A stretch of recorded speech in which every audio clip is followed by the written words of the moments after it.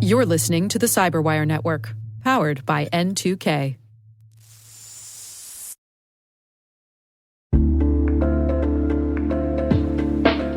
And now, a word from our sponsor, SpyCloud, the cybercrime analytics leader. SpyCloud disrupts cybercrime by telling you what criminals know about your business and your customers, so you can take action to prevent ransomware, session hijacking, account takeover, and online fraud. SpyCloud constantly recaptures and analyzes new data from the criminal underground, including credentials, session cookies, and PII siphoned from malware-infected devices. With knowledge of the specific exposed data criminals have in hand from InfoStealer malware on managed and unmanaged devices, security teams can respond with a more efficient and effective process called post-infection remediation that fits seamlessly into existing incident response frameworks. Get SpyCloud's post-infection remediation guide outlining the 7 steps for preventing a malware infection from becoming a full-blown ransomware incident. Visit spycloud.com/cyberwire. That's spycloud.com/cyberwire. And we thank SpyCloud for sponsoring our show.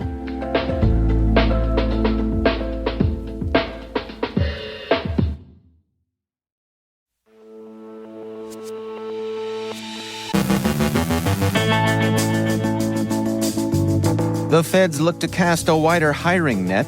Legislators focus on deepfakes. Cookie stealers bypass MFA on Google accounts. A fast food hiring chatbot got hacked. Medusa casts her gaze toward extortion. Akira ransomware is active in Finland.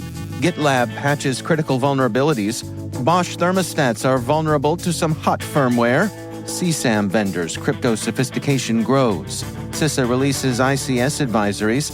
On our Solutions Spotlight, N2K's Simone Petrella speaks with Kim Jones, director of Intuit's CyberCRAFT team, about the SEC's heightened focus on cybersecurity, and a little listener feedback, karaoke style.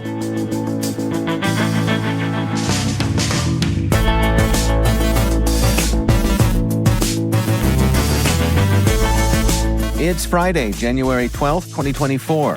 I'm Dave Bittner, and this is your CyberWire Intel Briefing.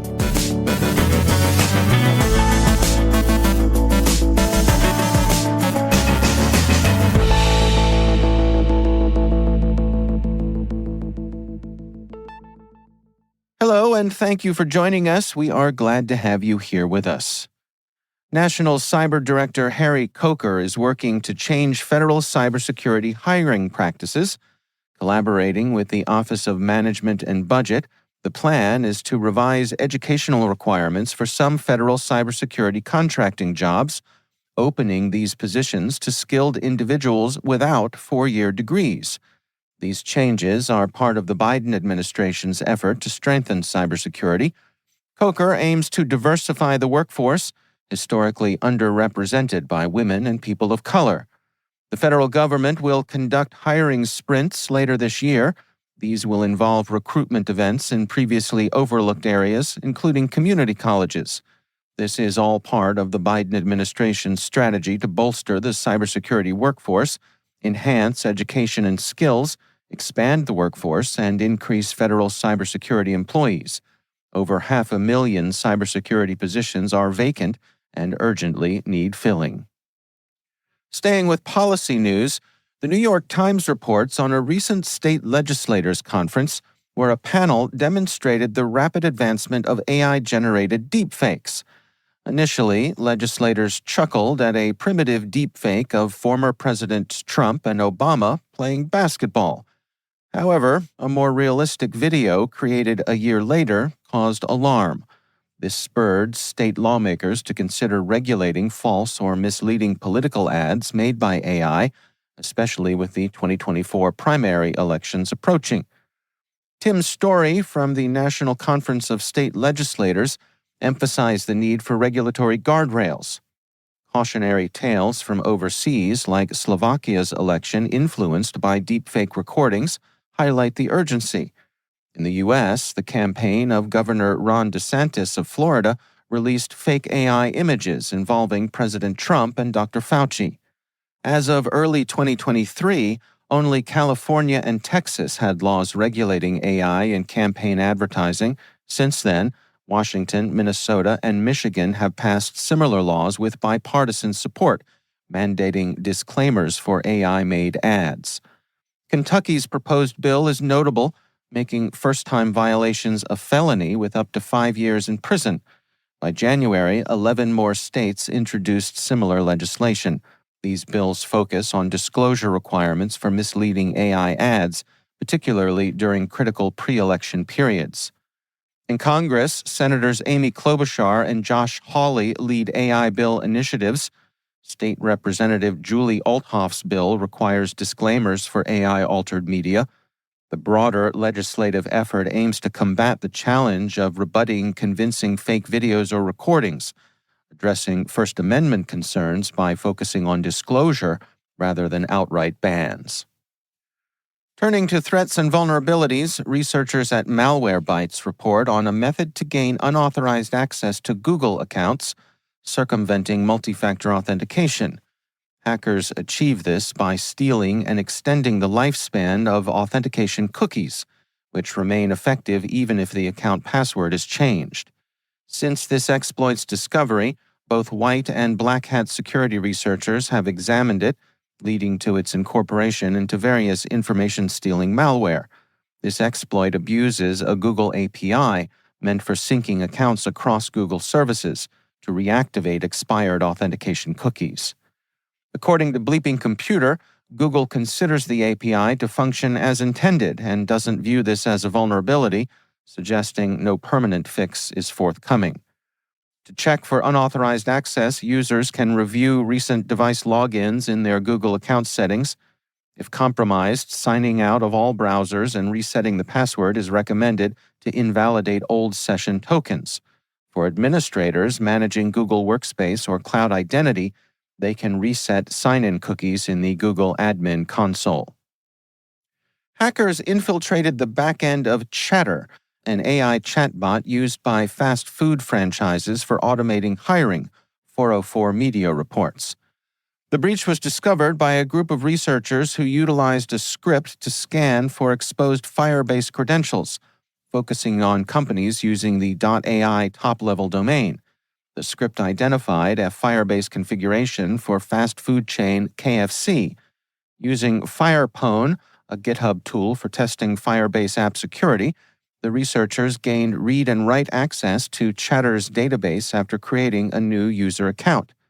This access revealed sensitive data, including names, phone numbers, email addresses, branch locations, messages, work shifts, and some passwords. The data pertained to franchisee managers, job applicants, and Chatter employees. The breach extended beyond KFC, allowing access to an administrator dashboard with oversight over multiple organizations using Chatter. This granted the ability to accept or reject job applicants and manage financial transactions. The researchers have reported the vulnerability to Chatter, which markets itself as a comprehensive AI-powered hiring tool for the hourly workforce, handling tasks like application review, interview scheduling, and background checks. Palo Alto Network's Unit 42 threat intelligence analysts report an increase in Medusa ransomware attacks, with a notable shift toward extortion tactics. In early 2023, the Medusa group launched a dedicated leak site, the Medusa blog, to publish sensitive data from victims who refused to pay ransoms. This multi-extortion approach offers victims various paid options on their leak site, including time extensions, data deletion, or downloading the compromised data, with costs varying based on the affected organization. David Moulton is host of the Threat Vector podcast from Unit 42, and in their most recent episode, David spoke with Joel Santos on this very issue. I would put it in two particular points. One, it has been operating pretty much on the low side of things for a year now, which has benefited a lot because they're not in the eye of law enforcement, they're not in the eyes of many cybersecurity researchers. And then in 2023, once they felt comfortable with the structure of their ransomware service, they would start to impact different organizations, start to touch the leak side, and they have no particular code of conduct, right? Everything is a target. Everything can be compromised by these particular individuals in a way for them to make profit. Medusa threat actors also use a public Telegram channel named Information Support to share files from compromised organizations. This method provides broader access than traditional onion sites. The Unit 42 incident response team's involvement in a Medusa ransomware incident has revealed additional tactics, tools, and procedures employed by these threat actors. The Finnish National Cybersecurity Center, NCSC-FI, reported increased activity of Akira ransomware in Finland, especially towards the end of 2023. 12 attacks were reported in 2023, with 3 occurring during the Christmas holidays. In December, 6 out of 7 ransomware cases in Finland involved Akira. Attackers targeted organizations with vulnerable Cisco ASA or FTD devices, either using leaked credentials or brute force attacks exploiting a specific Cisco firewall vulnerability. Victims typically lacked multi-factor authentication, allowing attackers to enter networks, delete backups, and encrypt servers. The report notes that attackers meticulously destroyed backups, including network-attached storage servers and automatic tape backup devices, resulting in almost complete loss of backups. To counter these threats, NCSC-FI recommends implementing MFA, updating Cisco devices, creating offline backups at different physical locations, and adhering to the 3-2-1 backup rule, 3 backups in 2 different places with 1 copy entirely off the network. GitLab has issued security updates to address 2 critical vulnerabilities, including a severe flaw with a CVSS score of 10. This vulnerability could enable account takeovers by sending password reset emails to an unverified email address due to a bug in the email verification process. It affects self-managed instances of GitLab Community Edition and Enterprise Edition. The issue affects all authentication methods. Users with 2-factor authentication are vulnerable to password reset but not full account takeover. Another critical vulnerability patched in the update allows abuse of Slack or Mattermost integrations to execute / commands as another user. GitLab recommends upgrading to a patched version and enabling 2FA, especially for users with elevated privileges, to mitigate potential threats. A vulnerability in Bosch smart thermostats has been identified by Bitdefender. The issue is rated as high severity and allows attackers to send commands to the thermostat and replace its firmware. The flaw is in the unit's Wi-Fi microcontroller, which acts as a network gateway for the thermostat's logic microcontroller. The vulnerability enables malicious commands to be sent to the thermostat, indistinguishable from legitimate cloud server commands.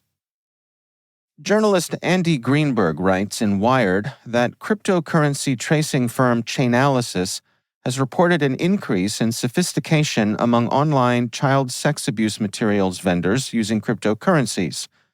The Chainalysis annual crime report reveals that while total revenue and the number of new CSAM sellers accepting cryptocurrency have declined since 2021, the use of advanced privacy tools by these vendors has risen. Approximately 46% of CSAM sellers utilized cryptocurrency mixers in 2023, up from 22% in 2020, to obfuscate transaction trails. CSAM vendors are also increasingly using instant exchanger services to trade Bitcoin for privacy coins like Monero and Zcash, which make tracing more difficult. This shift to more sophisticated methods has resulted in CSAM vendors operating online for longer periods. On average, active CSAM vendors in 2023 remained online for 884 days, significantly longer than in previous years. Chainalysis's study correlates the use of Monero-friendly instant exchangers with the increased survival rates of CSAM vendors. Despite these developments, the overall scale of CSAM transactions for cryptocurrency seems to be decreasing, potentially due to increased awareness of traceability in cryptocurrency. The report suggests that while more cautious CSAM sellers are emerging, Advances in blockchain analysis could still pose a significant threat to their operations. CISA yesterday released 9 industrial control systems advisories covering equipment from Rapid Software, Horner Automation, Schneider Electric, and Siemens. As usual, update them if you got them.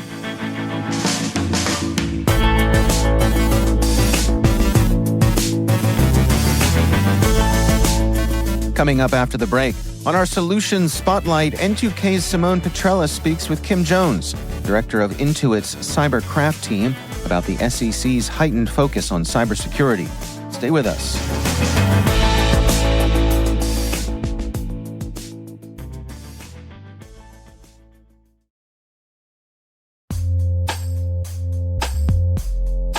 And now, a word from our sponsor, KnowBe4. It's all connected, and we're not talking conspiracy theories. When it comes to InfoSec tools, effective integrations can make or break your security stack. The same should be true for security awareness training. KnowBe4, provider of the world's largest library of security awareness training, provides a way to integrate your existing security stack tools to help you strengthen your organization's security culture. KnowBe4's Security Coach uses standard APIs to quickly and easily integrate with your existing security products from vendors like Microsoft, CrowdStrike, and Cisco, 35 vendor integrations and counting. Security Coach analyzes your security stack alerts to identify events related to any risky security behavior from your users. Use this information to set up real-time coaching campaigns targeting risky users based on those events from your network, endpoint, identity, or web security vendors. Then coach your users at the moment the risky behavior occurs, with contextual security tips delivered via Microsoft Teams, Slack, or email. Learn more at knowbefore.com/securitycoach. That's knowbefore.com/securitycoach. And we thank KnowBe4 for sponsoring our show.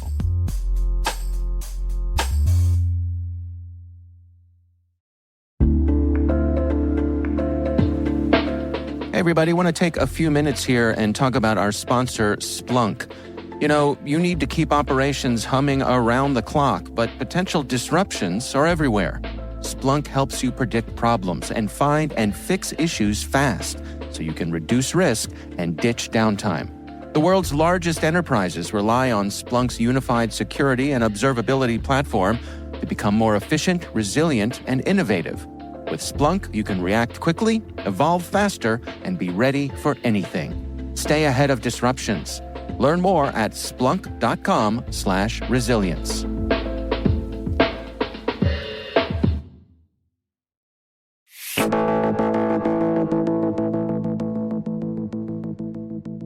Our own N2K President Simone Petrella recently spoke with Kim Jones, director of Intuit's CyberCRAFT team. Here's their conversation. Normally, we spend a lot of time on this segment talking about solutions to the cyber people problem, which you focus a lot on. But today, we're going to spend a little bit of time talking about a possible hurdle. So we're doing the anti-solution spotlight, at least for publicly traded companies, and that's the SEC's heightened focus on cybersecurity. So for background, for anyone listening, on October 30th, the United States Security and Exchange Commission, the SEC, announced it filed charges against SolarWinds and its CISO for defrauding investors and customers through misstatements and omissions that concealed poor cybersecurity practices and failed to disclose its increasing cybersecurity risks. These charges from October seem to indicate that the SEC is poised not only to enforce the new disclosure requirements, but also kind of look to other possible violations that stem from inadequate cybersecurity practices. So there's a key theme that I would like to talk about today around the SEC, but also the theme of the complaint, which is around management's awareness of ongoing cybersecurity issues, the failures of those cybersecurity practices over the years, and the fact that it didn't disclose them. So that's the backdrop. Kim, let's get right to the good stuff here. As a former CISO, what's your hot take on these recent charges? So first, the general disclaimer to make all the lawyers in my life happy. The opinions you're about to hear and I'm about to express are my own. They do not reflect Intuit's opinions or opinions of any of our customers. I am not a lawyer. I do not play one on TV. I am an old security guy, so I'm comfortable giving my opinion. Take it for what it's worth. All right. Disclaimers done. All right. Disclaimers aside. Got it. Let's go. So my focus here, you talked about the complaint against the SEC, and you talked about the complaint against the CISO. Let me start with the latter and then move to the former very briefly. As a layman, the complaint against the CISO centers around the concept of fraud and centers around your say-do, what you said and what you did, differed in terms of internal versus external, et cetera. I'm an old intelligence guy. I'm a West Point grad, as you know. I spent 10 years in Army intelligence, and I was raised with the saying that my job was to always very, very directly, very, very openly tell the truth on the ground. Now, yes, that truth on the ground is based upon my educated opinion.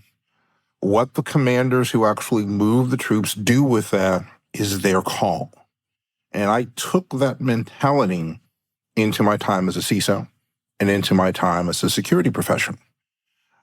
I have often said that I only fail in my job as a CISO, not if I get breached, but if leadership can credibly make the statement they didn't know. And note that I caveated that with credibly. So my job is more than one occasion to be the bearer of bad news.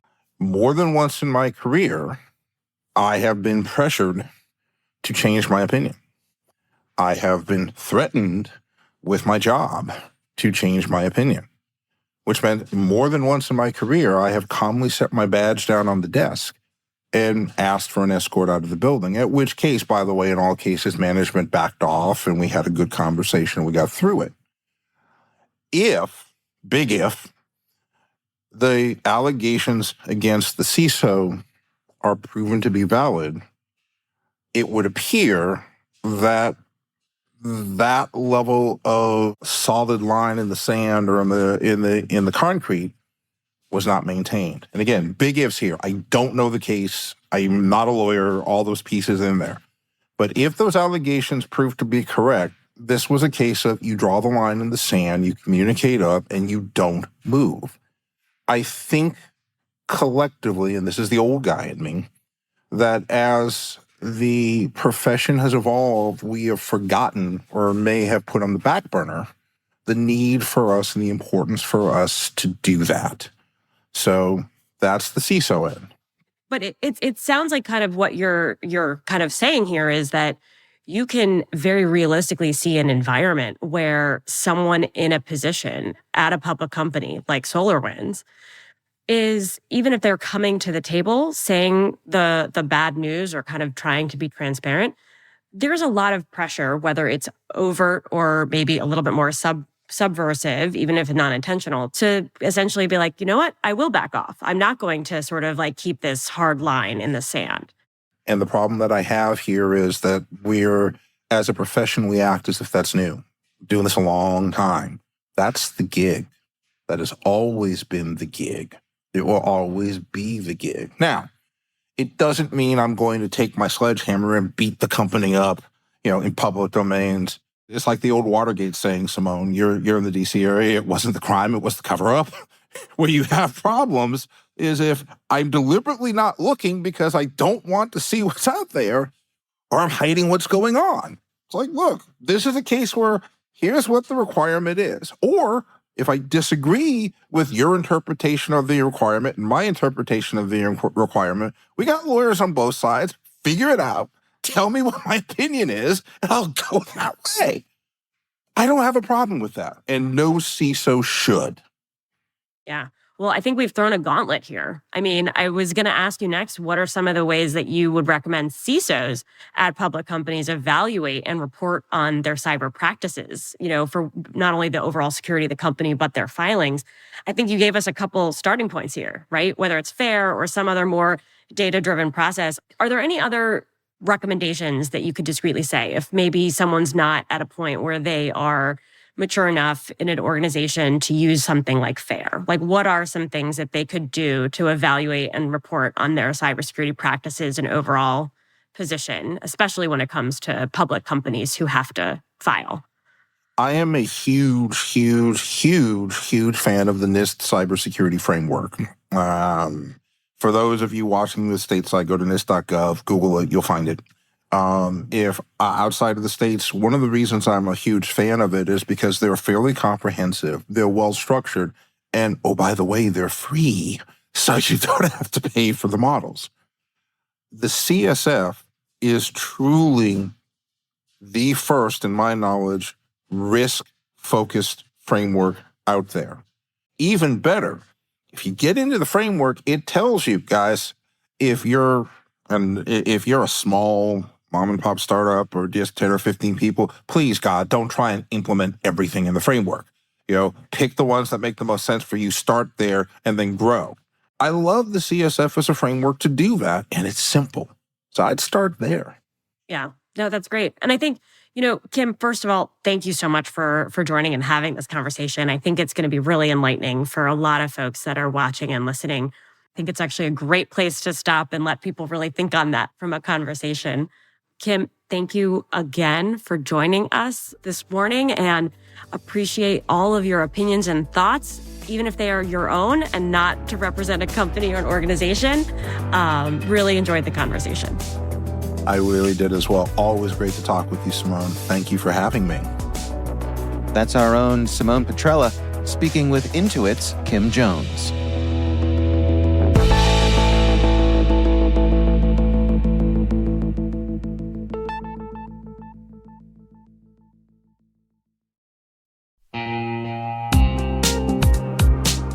And now, a word from our sponsor. The Johns Hopkins University Information Security Institute is currently seeking qualified applicants for its innovative Master of Science in Security Informatics degree program. Study alongside world-class interdisciplinary experts and gain unparalleled educational, research, and professional experience in information security and assurance. Interested U.S. citizens should consider the Department of Defense's Cyber Scholarship Program, which covers tuition, textbooks, and a laptop, as well as providing a $32,000 additional annual stipend. Apply for this scholarship by February 1st and apply for the fall 2024 semester by March 1st. Learn more about both at cs.jhu.edu/MSSI.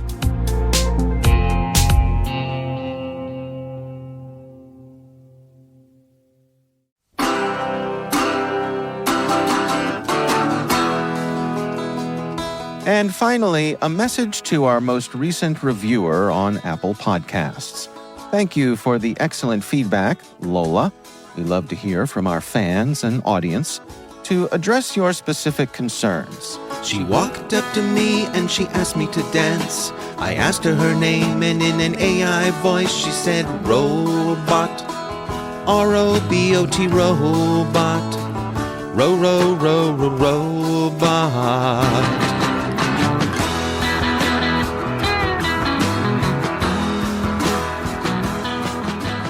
If you have feedback about the show and want a call out on air just like Lola, you can always email us at cyberwire@n2k.com or submit a review in your favorite podcast app. And as always, thanks for being a part of our community.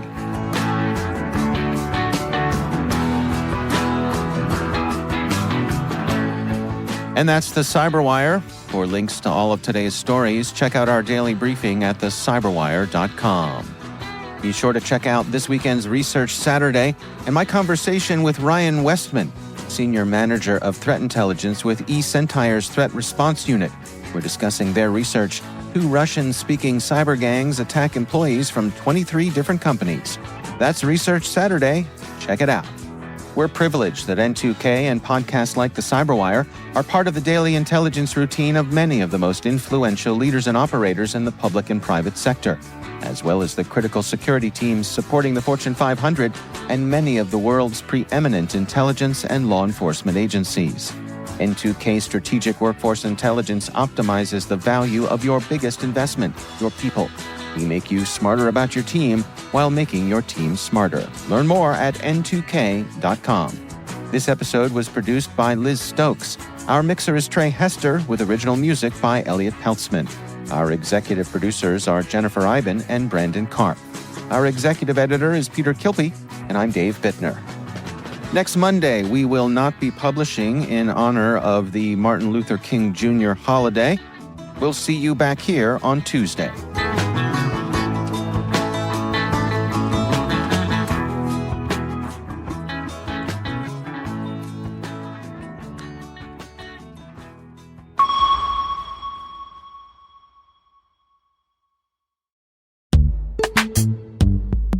From dozens of spreadsheets and screenshots to fragmented tools and manual security reviews, managing the requirements for modern compliance and security programs is increasingly challenging.